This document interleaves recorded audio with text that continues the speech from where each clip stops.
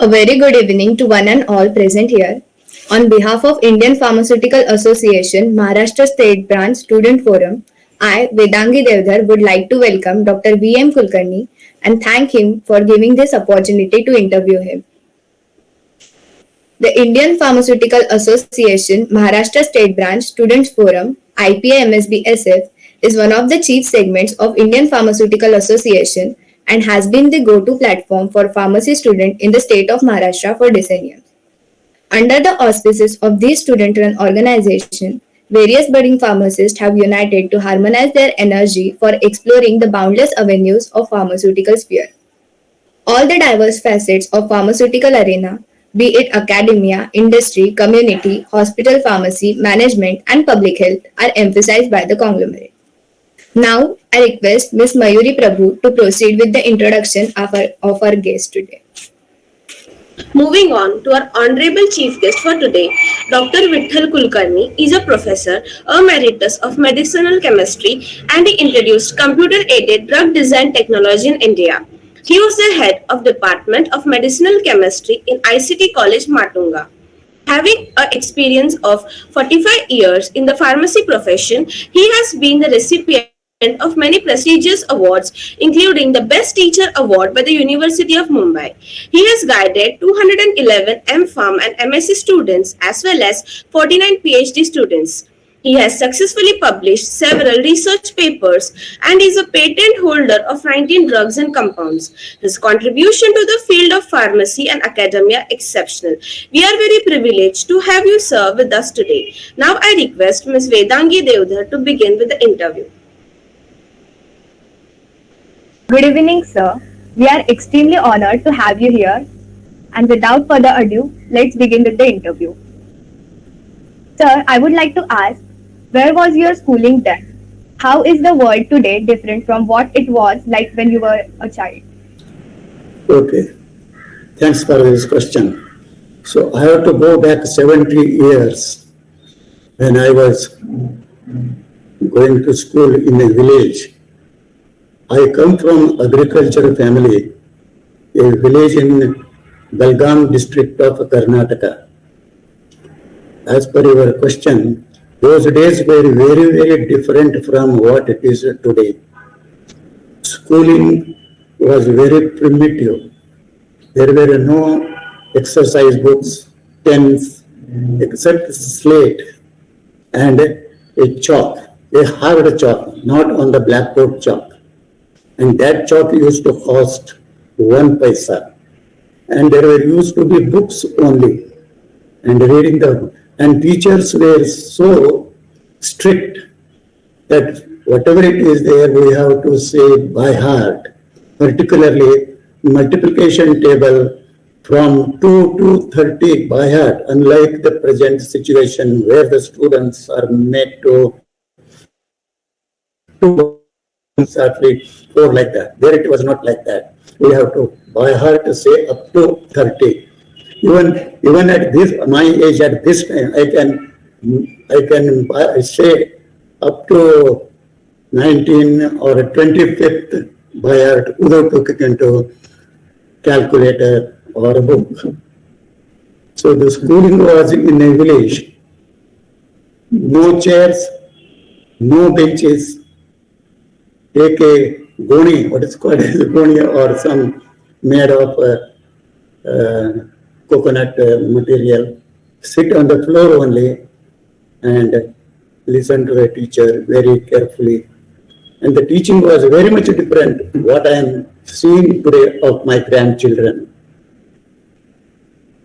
And after the preliminary or the primary education in a village, I moved to a taluka place where from I did SSC, not SSLC. It was in 1961.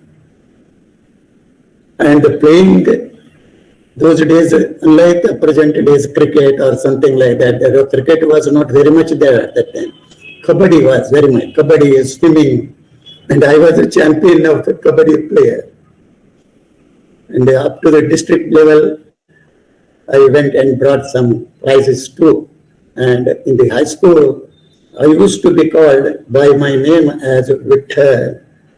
And whenever any other students don't tell proper answer, teacher immediately point at me and ask the question. One example makes me to remember the spelling of consequence. None of the students told the spelling of the consequence. I immediately told the spelling, and the teacher told me, give them a slap on the chin. That those were the days like that. After the schooling, I went for a graduation to a district place. Sir, it was really nice to know how different your childhood days were. Yeah, childhood was very, very different. I used to swim a lot and play kabaddi only, like that. And even from the high school, I used to play different games, not but cricket. After the schooling, I stood first from my village. Perhaps in the village, I am the only one. First chance I passed SSC and my name appeared in the newspaper. And that was a great happiness to my mother and father and my in the village, that for the first time and first attempt with a high score of marks I passed. Moving on towards our next question, I would like to ask you, from where did you complete your graduation and specialization? What roadblocks did you face and how did you overcome them? I went to a district for the education, for graduation. I did not know which course of graduation should be selected. Neither my father is agriculture, he had passed only 8th standard. I was also not knowing very much whether I should, which course of the graduation should take. Only they knew BA. At that time, BA is very familiar, popular. They did not know BSc, BCom, MBBS, MD, all such things those days. My cousin brother, who was in a district place called Belgaum, today it is called Belagami, he put me to the BSc. You may ask at this now, I am not a B Pharm, M Pharm. Those days there were no pharmacy colleges except one in Bangalore, another in Nagpur, and one more was there in Ahmedabad. My family members, none of them knew that there is a course like B Pharm. So my cousin brother who put me to BSc and 4 years a degree course, again I was first in the subject, major subject is chemistry, physics. Chemistry, I stood first. Percentage of marks, unlike the present 1995, no, very difficult to get that type of marks. I just had 65% of marks in the BSc. Next question. What piqued your interest to become a professor? How has being a part of education system impacted your career? So when I passed the BSc, my mother told me in the village there was a high school just started. She wanted me to become a teacher. She went to the headmaster telling, my mother said, my son Vittal has passed BSc in first class, take him as a teacher in the school. But I said, I don't want to become teacher right now, I don't want a job. Then my father insisted me, either you should go for the job. I went to the interviews at different places. One question in the interview was, what is the definition of density and specific gravity? To the interviewer, I answered, I am a BSc first class. The question you are asking me is an insult to me. Density, specific gravity, I don't want to answer because I was not interested in the job. I wanted to go for the higher education. I returned back to village and I told my father and mother, I am not selected. But the letter came that I am selected for the job. At that time, my father thrashed me like anything. I ran out of the house because I wanted higher education. Where did I come? Straight away from my native place to Mumbai. In Mumbai, my cousin brother was there. The railway charges just 2 rupees 50 paisa up to Pune, and 75 paisa or 1 rupee 25 paisa from Pune to Mumbai. With a scanty dress, no proper clothing, I landed in Mumbai in my cousin's brother's house. What do? I came to Mumbai, Mahanagar, local trains, full local, but not very much crowded like these. One can sit very comfortably in the local train. So I told that I want to join for masters. Went to UDCT. Because I had heard from my cousin brother there is a chemical technology in Mumbai University. I went to Mumbai University Chemical Technology, met the superintendent of the UDCT, and he introduced me to a professor in food technology and pharmacy technology department. Without any hesitation, looking at my chemistry marks, the head of the department said, take admission. So easy was that, just walked into UDCT. Admission fee was 250 rupees.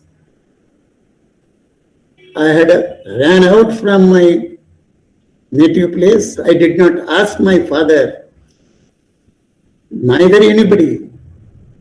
I went to a friend's house, he gave me 250 and scolded me.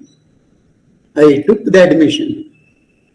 My cousin brother, who was working in Baba Atomic Research Center, I lived with him, started masters by papers and research under Professor Dr. H.P. Tipnis. I am the first student of Dr. H.P. Tipnis, who is no more. And he gave me the research topic, synthesis and screening of compounds for anti-radiation, anti-hypertensive activity. How to survive in Mumbai, big problem. Cousin brother was earning just 400 rupees per month at that time. And living with him without. So I took a small job as a teacher in a school in Mulund. Morning 7 to 10 o'clock, I was teaching physics, chemistry, mathematics up to standard 11th. Salary was just 200 rupees. 6 hours, and then after the work, after teaching, come to UDCT at Matunga and carry out the research work. This is how I completed master's degree. Should I go ahead? After the master's degree, Dr. Tipnis, looking at my skills in the experimentation, invited me to join for PhD. Thus, I became the first PhD student of Dr. H.P. Tipnis, because of whom I am Dr. V.M. Kulkarni. So, the research work I carried for the PhD work was very interesting, and he suggested me at that time use synthesis, do synthesis, study activity.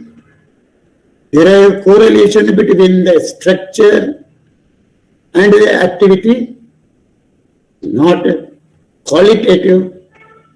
but quantitative determination of role of physical chemical properties with the activity, which is presently called as QSAR. So during the PhD, with the suggestion of Dr. Tiffany's, I entered into computer-aided drug design. The first of its kind is QSAR. But QSAR, those days there were no computers, no laptop, no calculators. Simultaneous equations, we have to derive a simultaneous equation, regression analysis, statistical regression analysis is to be performed. Manually, I used to solve this 30th number of equation, 30th n number, simultaneous equation manually. In one of the research papers, you can interrupt me anytime if I am going too detailed. In one of the research papers, I came to know that computers are used for deriving the structure-activity relationships, for understanding the mechanism of action of drugs. The computer is in the Tata Institute of Fundamental Research. While doing PhD in UDCT, I used to go to TIFR to use the computer, unlike the present laptops or the desktops, a huge computer in a room of 60-40.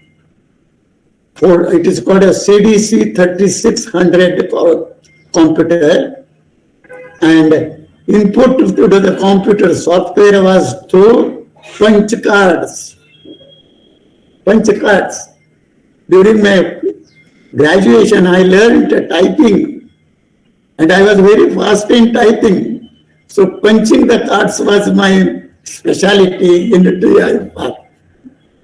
Yes, computer application to drug derived structure activity was initiated by me with the advice from my guide, Dr. Tiffany's.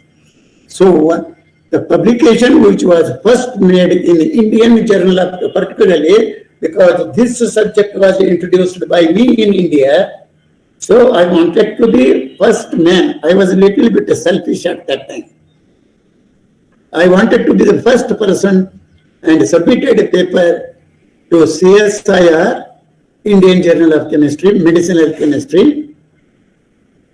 This subject, there were no reviewers for this subject, which I submitted a paper. It was published as it is. The director of Central Drug Research Institute in Lucknow congratulated me for publishing the first paper in India on quantitative structure activity relationships. Thus, I became the first man to publish and introduce computer-aided drug design in India. Next question, roadblocks you faced. There were lots of problems during the TIFR. After doing the theoretical QSAR application of NMR, different types of methods for synthesis, etc. 2 years I worked as a postdoctoral visiting scientist in TIFR. I was a visiting scientist. TIFR did not absorb me. I had to look for a job outside.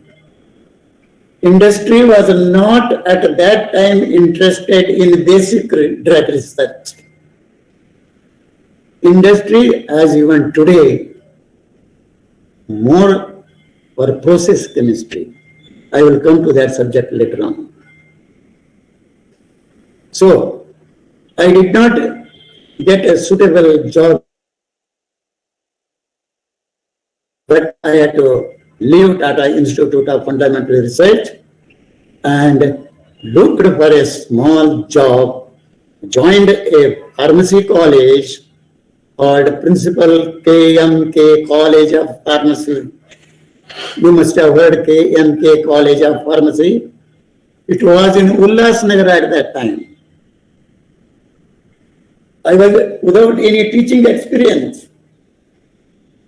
I was given employment as assistant professor in pharmaceutical chemistry. Being a BSc, there were no rules like that. To become a teacher in a pharmacy institute must have a B Pharm, M Pharm. Those days this was not there. I was labeled as a science faculty man. Used to be called as this person is a science man. But university had never said that way because AICT or PCI rules were not existing during 1975, 76, 77. Joined as a assistant professor. There also, one or two students, because I got recognition from the Mumbai University for guiding students for masters, M Pharm. Principal did not get the recognition, but I got the recognition because I had the publication, independent publications from TIFR. In TIFR, I challenged the mechanism of action of beta blockers. A UK scientist disproved the theory of beta blockers. That paper became very popular, but that paper did not give me job. USA paper did not give me job, so I entered into a teaching profession. Thank you, sir. It was very interesting to know that. So moving ahead with the next question, I would like to ask you, what is your impression about Ayurvedic and homeopathic medicine? Is the treatment successful? Yes. This question, I would have come a little later. That is the fourth one. Allopathic medicines manufactured in India and not discovered. Formulations are carried out from the drugs discovered elsewhere else. Their formulations, QA, etc. is carried out in India. No original discovery. Allopathic medicines are man-made. Allopathic medicines or drugs today, what we are using, are man-made. Ayurvedic medicines are God-made. God-made medicines, natural products. They come from plants, marines, different sources. Ayurvedic medicines has a history of several thousand years. One example I tell you at this moment, it makes me. Several drugs are there isolated from natural products, Ayurvedic. Vimbrastin, Vimcristin, anti-cancer drugs. Taxol from natural product. The natural product of crude drug is a crude drug. It shows the activity in vitro. Problem with due respect to Ayurveda, the problem with the Ayurvedic drugs is they are not standardized.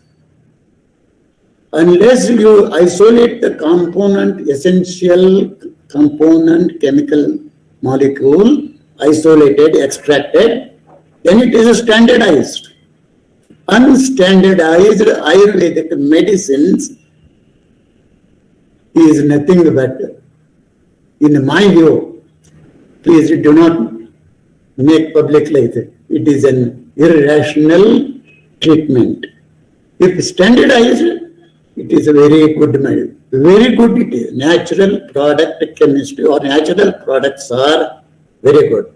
I give my own example. About 2 years back, I had a severe urinary tract infection, UTI, very severe. I tried several allopathic drugs, fluoroquinolones, anti-inflammatory, ciprofloxacin, norfloxacin. Very much I tried, nothing happened. Spent lot of money, no cure. What to do? I studied in one paper as well as from one sadhu that curcumin, halad powder, curcumin, halad powder in the milk with honey taken while going to sleep, 2 days, urinary tract infection vanished. This is the miracle of Ayurvedic. Curcumin is isolated from turmeric. So, Ayurveda has itself a very high value, but standardization is required. Similarly, I had a sciatica. Sciatica you may be knowing, neurological. So Ayurveda helped me there. Allopathic medicines go on taking, destroy your gastrointestinal tract. But onset of action is fast. Suppose one example. If one has a high temperature, Ayurvedic medicine will not be useful. At that time, crocin or something is needed. One more example I will give you here, if you allow me. I had gone to demonstrate a process technology for a drug to Chennai in industry. And in that industry, lots of mosquitoes were there. The mosquito bites so much that I got malaria there in the industry. So I went to the doctor and gave me chloroquine. Chloroquine has a very bad side effect. 2 side effects are very bad in the chloroquine. One is suicidal tendency, another is enhancement of CNS.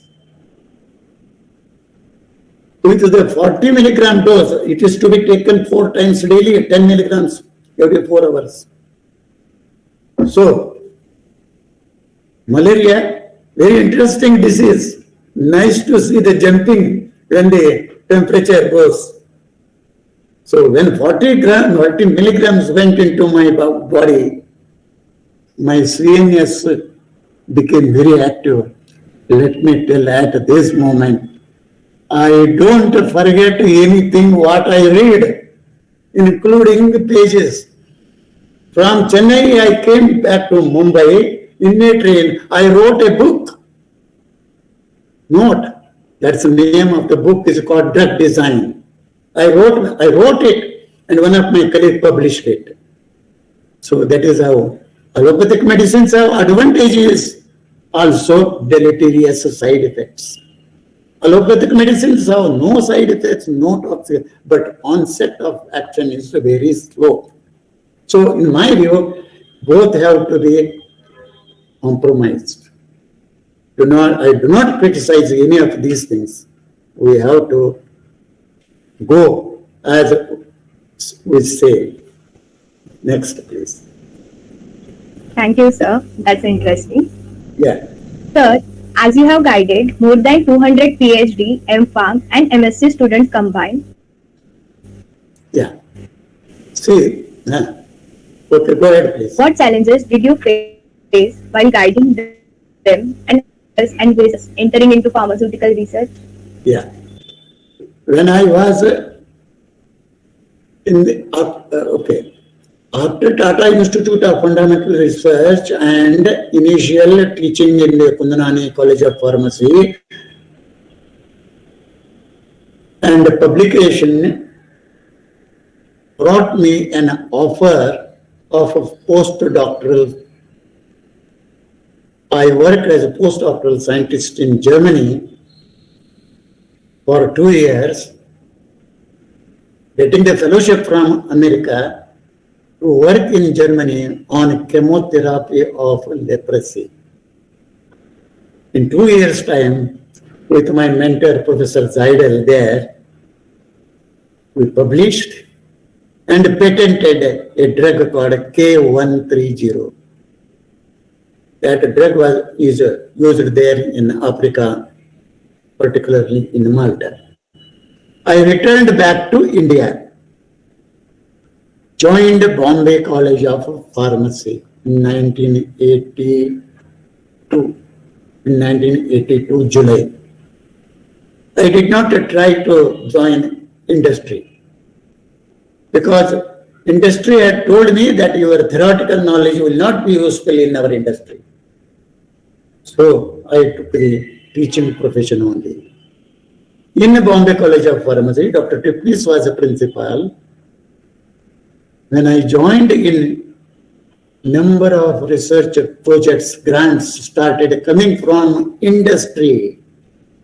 I did not go to industry, industry came to me. In 1 year, I attracted 11 research projects from industry in Bombay College of Pharmacy. Chemotherapy of leprosy, synthesis of drugs. So students for PhD joined. The first student presently is a big scientist in Canada who worked on chemotherapy of leprosy. Some other students worked on process chemistry. So there were about 4 students from Bombay College of Pharmacy. Some bureaucracy played in Benin Institute. It's everywhere. So I had become used to the bureaucracy. It became very. After 4 or 5 years service in Bombay College of Pharmacy, I joined as a professor of medicinal chemistry, Department of Chemical Technology of University of Mumbai in 1989. And within a short time of joining then UDCT, I became the head of the department.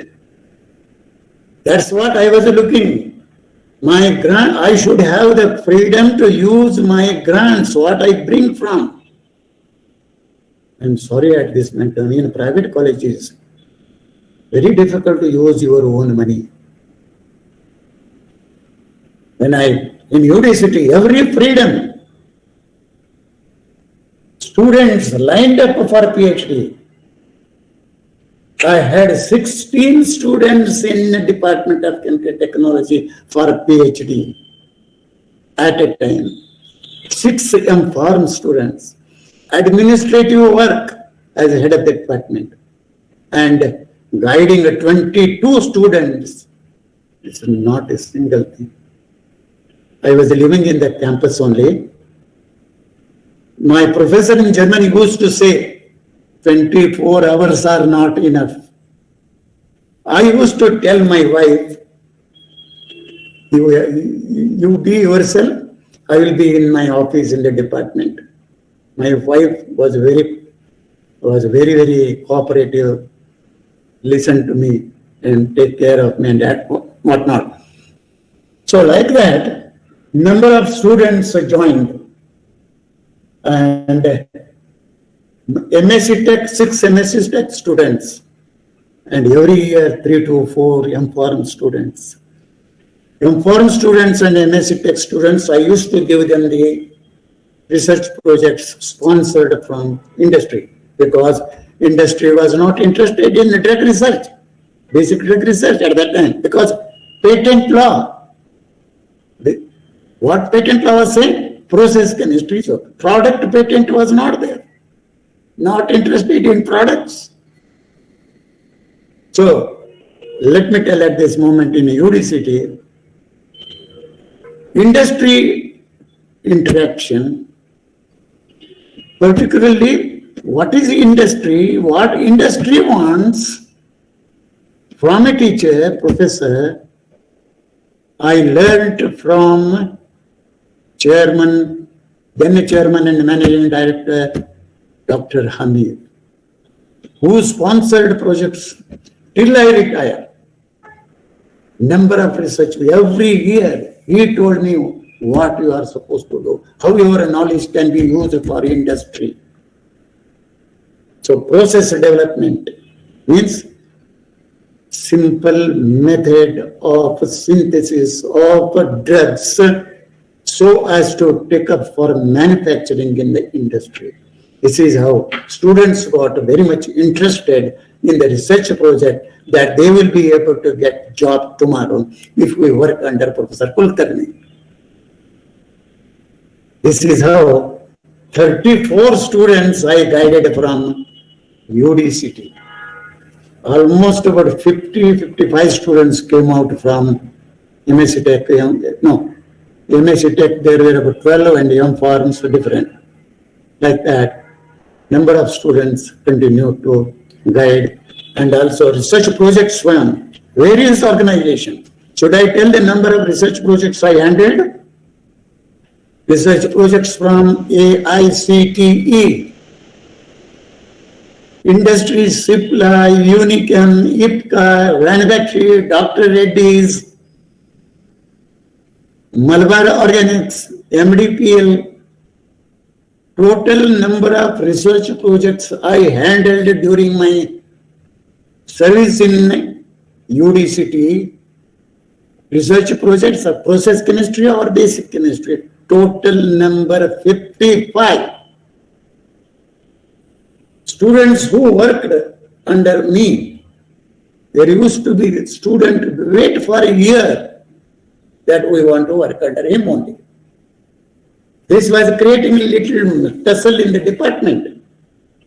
Those students are in America and UK and in Australia. There are 38 students in USA, 5 in UK, 2 in Australia, 1 is in Israel. So this is how students were very much interested to work, and together 35 more than about 100 total came from Mumbai UDCT. Then how the number became, and I retired from. Next question, please. Thank you, sir, for sharing a lot of information about your journey. Your journey is truly inspiring for all of us. Yeah. Moving towards the next question, I would like to ask you, you are known as the pioneer of introducing computer-aided drug design technology in India. What was the journey like?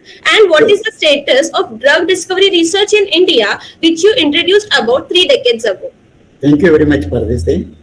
Computer-aided drug design, which was started in America in 1972, it took almost 10 years to come to India.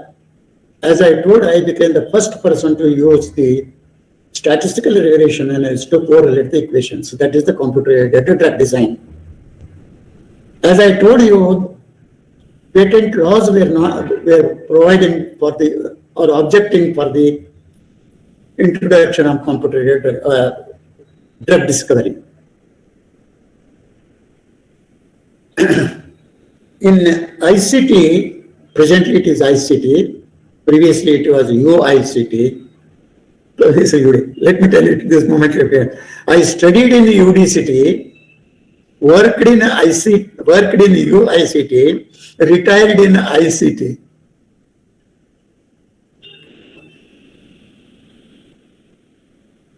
Industry research projects were only for the process technology. One of the industry person was attending a conference where I gave a lecture on computer-aided drug design. Immediately after my lecture, he came to me that we are interested in entering into the drug discovery because patent law in 2005 was a change. Product patent as well as process technology started. So that person told me that we would like to enter into drug discovery research projects. So hence, computer-aided drug design I started practicing, and students also got very much interested.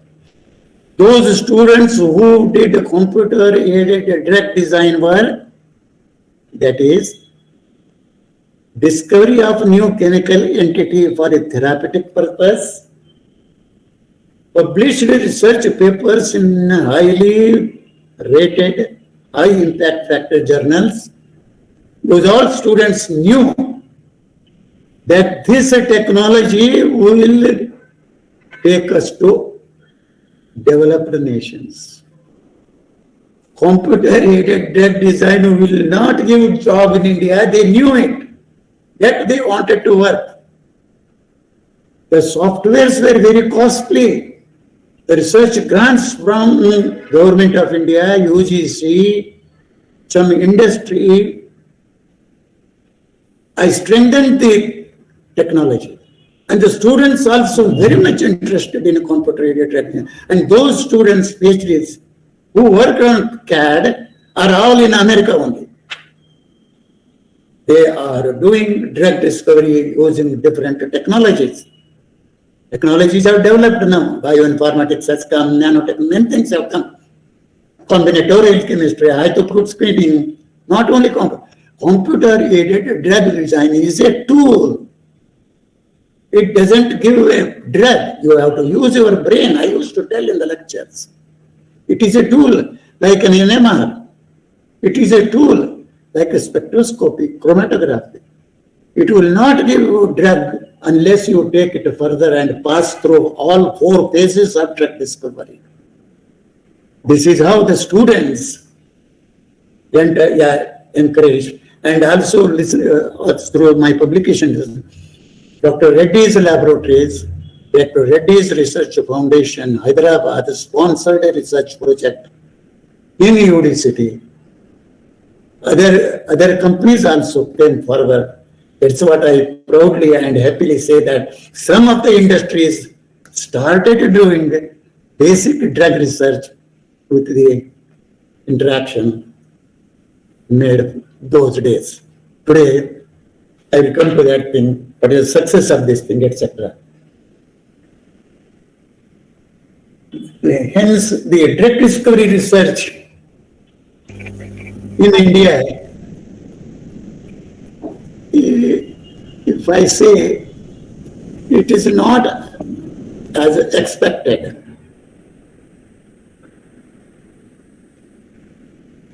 Let me put at this thing. Industries say, even pharmacy institutions also, we are doing drug discovery.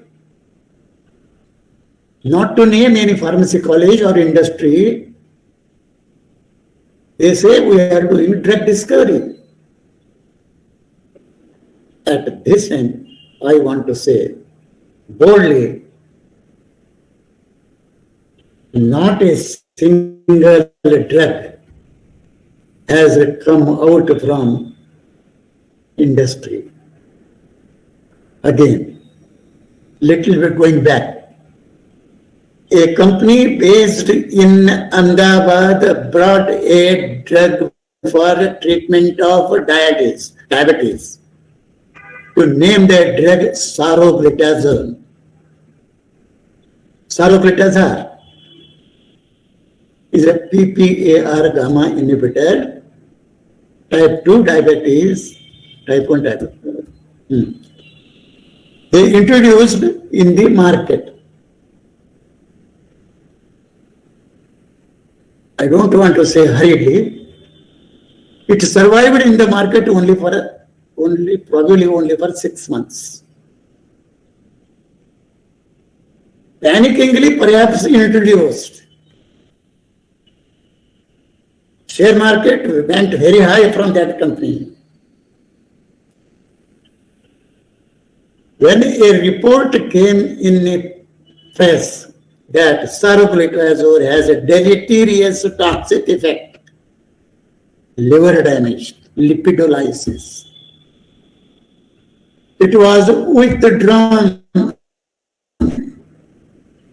I am proud that Indian industry discovered a drug. I am sad that it was withdrawn. Since then, I have not till today come to know any molecule. Discoveries, new chemical entities are discovered. Drug discovery, it should be useful for the treatment of the disease. Then it is a drug discovery. Otherwise, call it as a NCE, NME, new molecular entity. That's what companies are saying. Our molecules, our drugs are in the pipeline. My God, I say it. Pipeline, which pipeline? When that drug will come out from the pipe. So this is the fate of the drug discovery in India. That's only publicity probably. Other hand, Central Drug Research Institute discovered a good number of drugs. Unfortunately, very few are in the market for the treatment. I don't want to go and go explain more on the government-funded laboratories. Industries, although are not rapidly entering into the basic drug research, they are doing basic research up to the level of phase 1 or phase 2. So it is still drug discovery is very much in the infancy stage. I call it as infancy. It's the same question whether that's to teachers and researchers. Should I go ahead with it?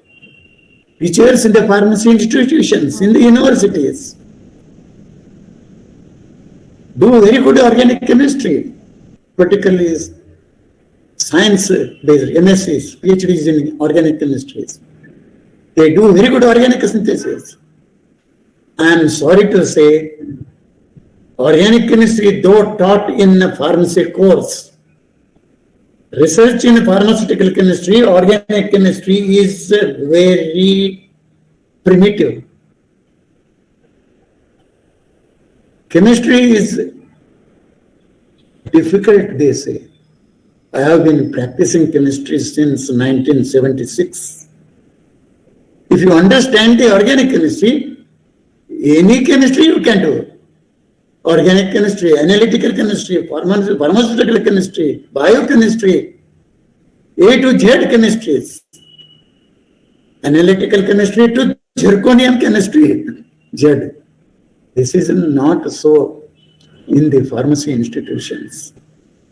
They go separately. Some institutions, particularly I tell you, organic chemistry teachers in ICT, NIPERS, government-funded CSIR laboratories, very good chemistry is done.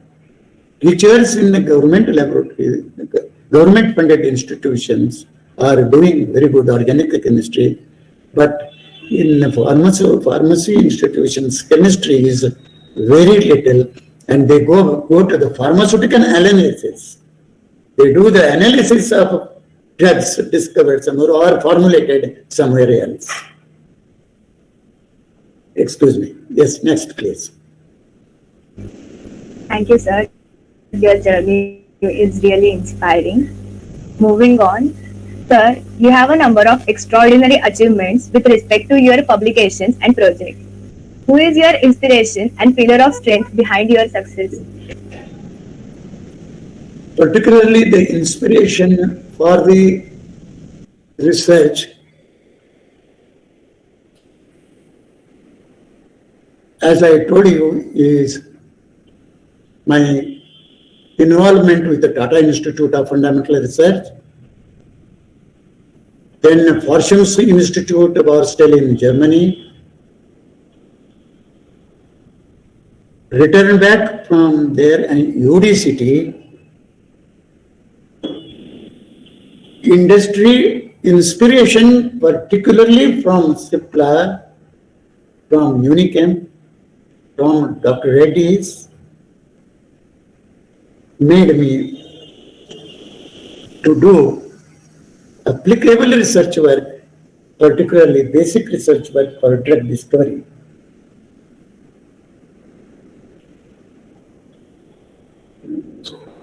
Undergraduates, I wish to advise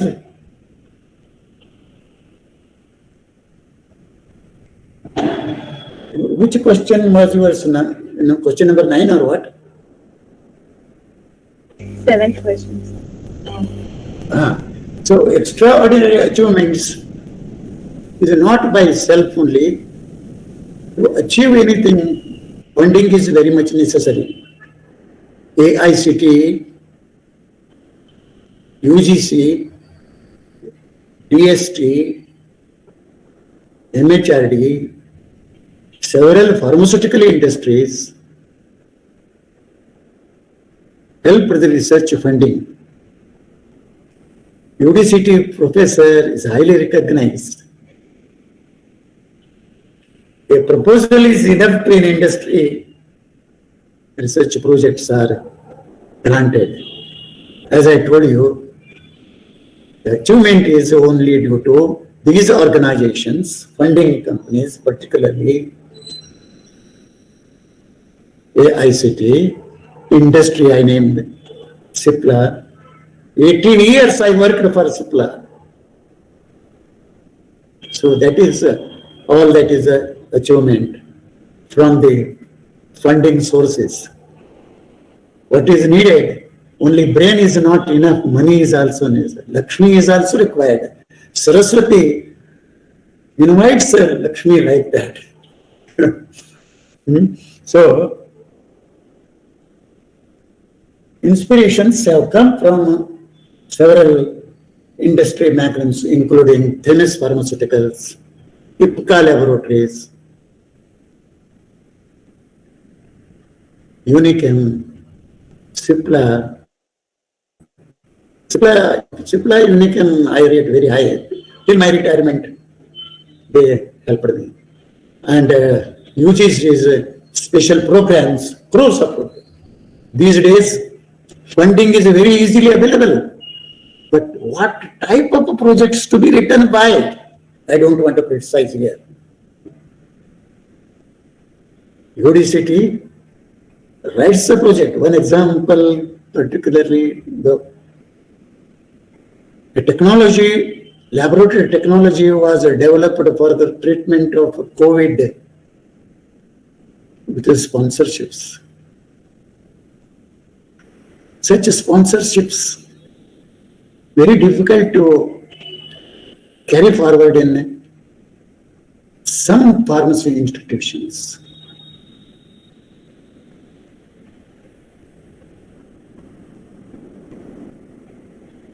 Strength is by funding agencies, that's what the question I ended, by industries and etc. Yeah, next one.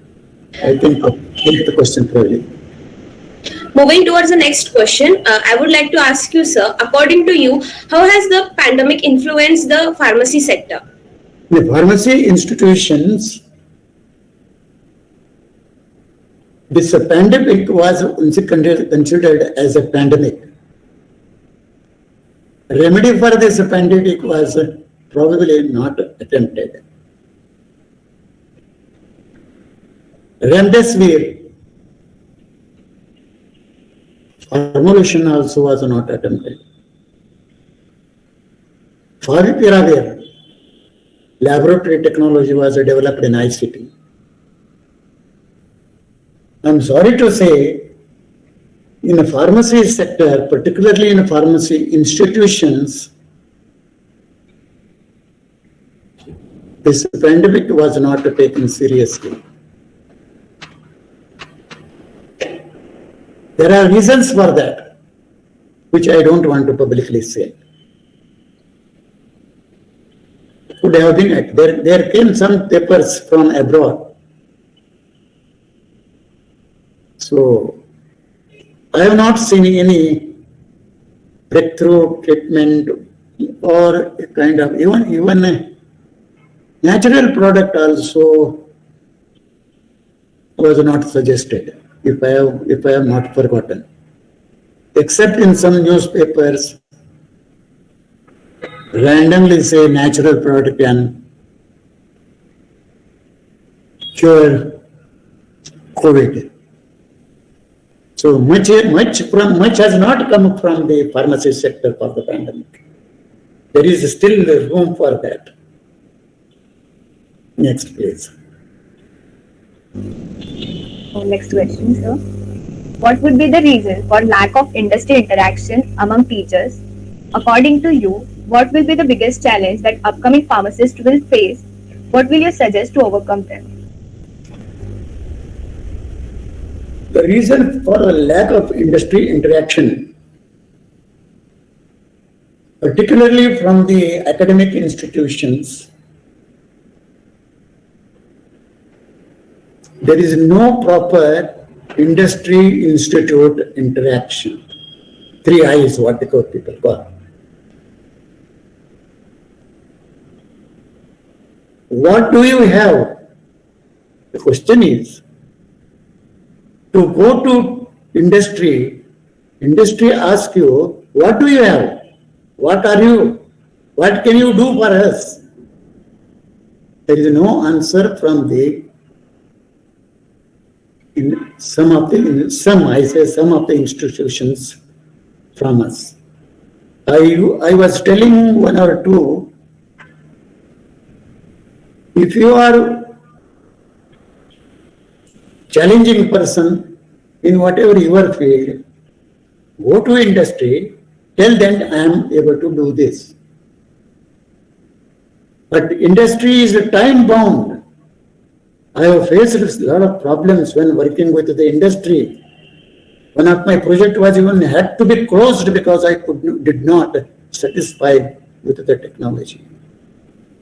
So this is what lacks in the teachers, what to give to industry.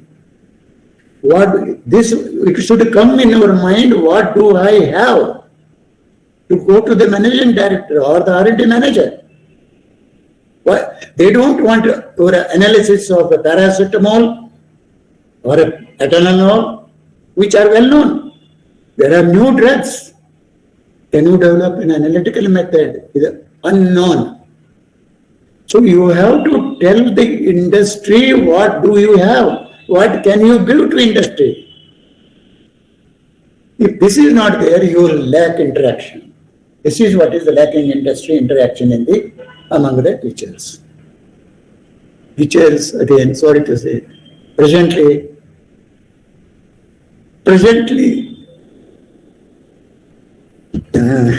sorry, I don't want to say that the teachers are not industry oriented. Except few institutions.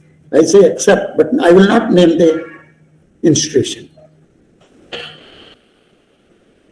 Upcoming pharmacists now.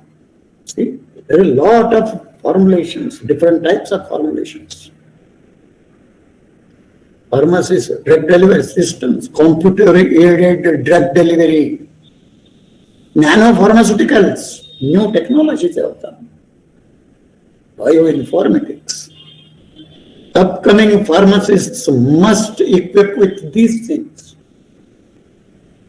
Site-specific drug delivery. UDCT, ICT, Pharma Division is doing this type of work. In my college also, nutrapharmaceuticals are doing. NIPers are doing advanced formulations, and such things. New adaptation of new technology is a big challenge for the pharmacists. Adaptation of new technology. Software-based, unlike the previous, software-based drug delivery systems. Site-specific drug delivery. This is the challenge to pharmacists. Next, please. Yes, sir. Moving towards the next question. Your hard work, passion, devotion, and dedication in the field is so inspiring. What has been your mantra behind maintaining these high spirits? And what projects are you currently working on? Yeah. Mantra is keep working.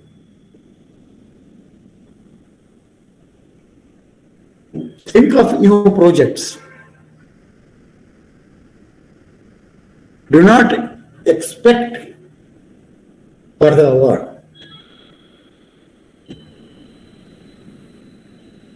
Presently,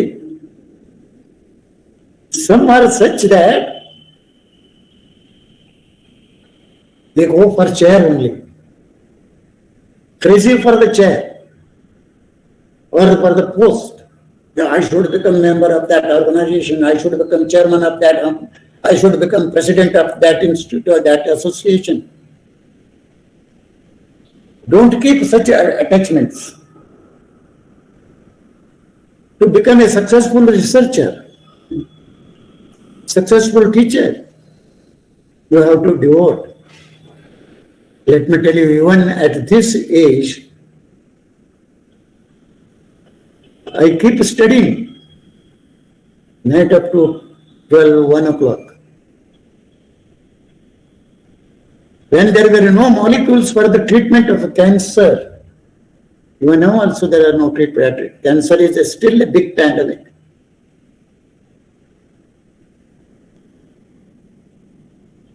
West has introduced a number of drugs. They are called as tyrosine kinase inhibitors. Sunitinib, sorafenib, dasatinib, togatinib.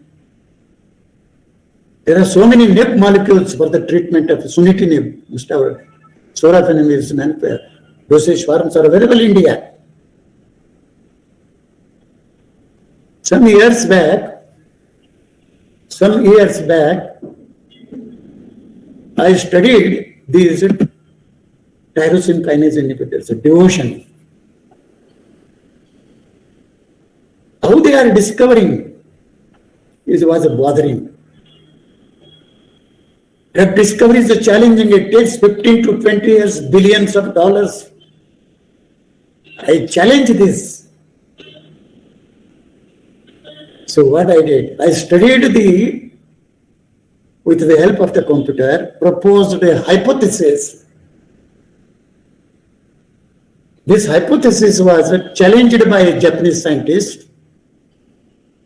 I told him, you do this hypothesis and do experimental work. And he proved the hypothesis and he sent me a congratulation letter. That I am practicing even now. My students, my 50th student is sitting nearby. This hypothesis is important for it. I don't say that this hypothesis will give a treatment for cancer. Present research work is on anti-cancer, anti-diabetic, and antifungal, because I always entertain students at their desire. If they want to do anti-inflammatory, okay. If they want to do antifungal, okay. Anti-cancer, come on. Last year, one of my students discovered a candidate drug for cancer. Candidate drug. Breast cancer, prostate cancer, several different types of cancers is studied. Patented. Number of patents came. Such a basic research work, a discovery of a candidate anti-cancer drug. So with this, that name of the compound is VS8. V is myself Vittal and S is my student's name. I am approaching the industry to take up this further for the drug discovery. So I have yet to approach some industry I telephoned. But the industry's perception is different. Professor's perception is different. That's why how is these things. So thrust area should be again in the question. There is a thrust areas are there. Government gives funding for thrust area research, cancer, malaria, tuberculosis, some bacterial infections, and now COVID, Corona. So one should devote to the teaching. Teachers should do teaching as well as research. If you don't do research, you are stagnant. You will teach the same what you have taught yesterday, what you have taught last year. Or you will make a PPT and repeat to the students. This is not the teacher profession. Let me tell you, even now also, I don't use much PPT. I write on the board. Students write along with me. If you just display a structure, they will see. I tell the students, write, read, it will register in your mind. If you visualize on the computer, it vanishes. Do you agree? So I practice teaching virtually by writing using chalk. Presently chalks are not there. Yet some type of pencils are there. You cannot write properly. Because I am a old-timer professor. And the same thing I take. And students, without fail, attend my lectures. Even now also. Now I am in the 45th year of teaching. 50th PhD, 211th M.Pharm. So, and I don't take much lectures in the college except the masters and PhDs and advances in medicinal pharmaceutical chemistry. So teachers should, without expecting much monetary benefits, money comes on your own. You devote to your profession. That is my mantra. Next, please. Very well said, sir. Moving on. In this competitive world, what qualities should one prerequisite in order to achieve success? Yeah. To achieve the success, you should be hardworking. Do not keep much expectation, particularly monetary. Take up the research work such that it is useful to the suffering humankind. Approach the commercial organizations. If you have skill and if you have developed any technology, surely these things will achieve.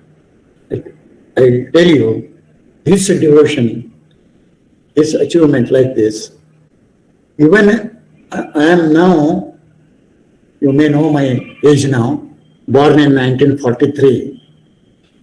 It is now, I am running 80.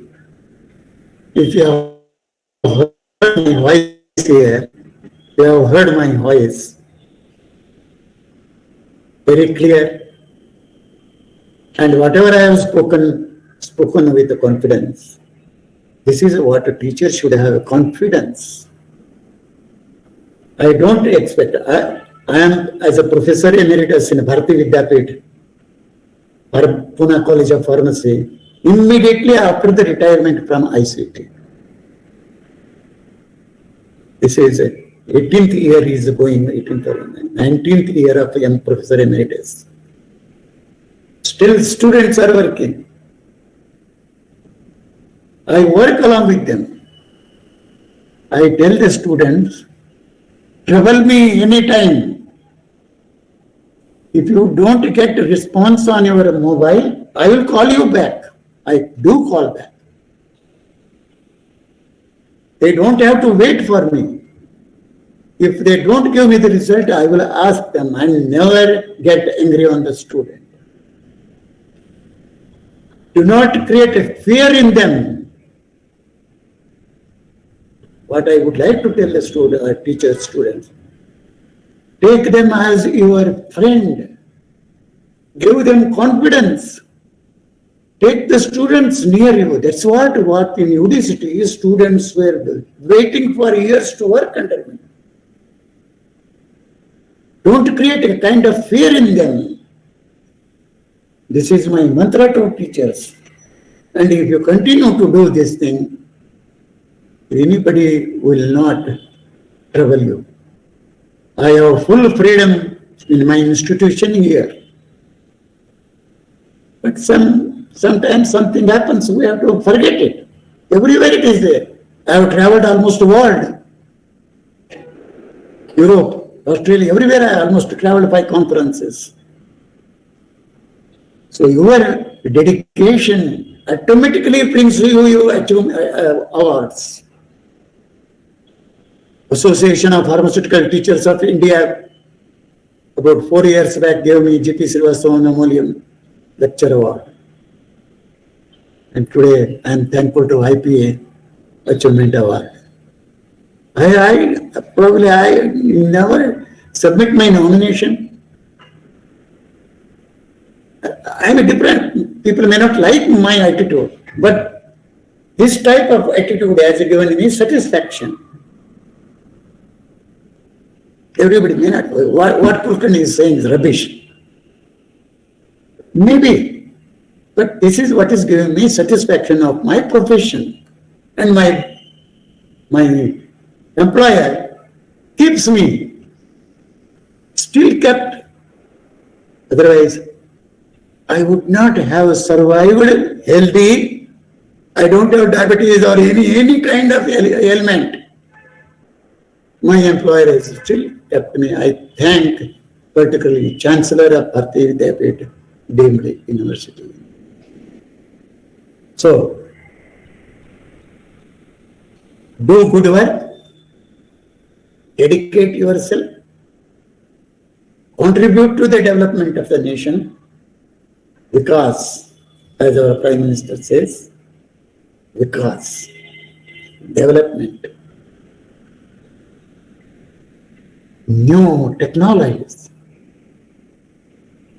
bring up your students. Probably at the end I tell you, my family, my children are all PhDs in chemistry.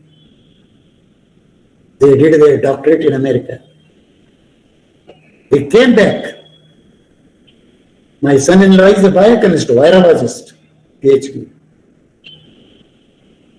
I tell them also, work for the development of growth of nation. Growth is your students. So like that, contribute to the development of the nation. That is the satisfaction of teaching profession. That's what I kept my mother's wish, that my mother wanted to say, always say, that she wants to become mother of a teacher's son. So that's what made me to be a teacher, and throughout my life I am a teacher. Do you like it? Did you like it? Did you like it? Yes, sir. Your journey is very inspiring for all of us. Thank you so much for sharing so piece of advice with us. Yeah, thanks a lot. And as you face many hurdles, it's really inspiring that you didn't give up and followed your dream, your passion. It's really commendable. We will surely look up to Never give your up. advice. Yeah.